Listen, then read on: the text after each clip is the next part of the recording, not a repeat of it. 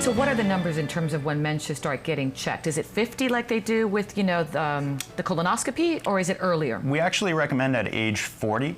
And this is more important for people at higher risk. So if you have a family member with a history of cancer before, and certain races, so blacks have a much higher chance of being diagnosed with cancer, and prostate cancer definitely, and it's more of the dangerous type of prostate cancer, so they have a higher chance of dying from that prostate cancer.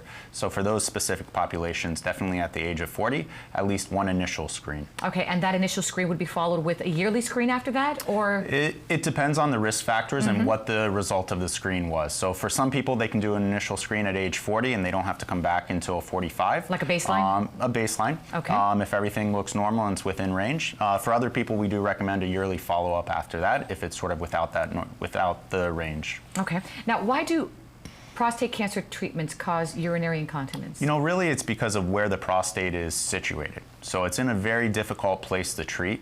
It's situated in between some very important nerves that are responsible for urinary and sexual function, and it's in between the urethra and the bladder. So both really, really common places that can lead to a lot of symptoms. When we try and treat the prostate, there is some scatter effect to other organs around. And can that incontinence be a little bit more serious for a cancer survivor?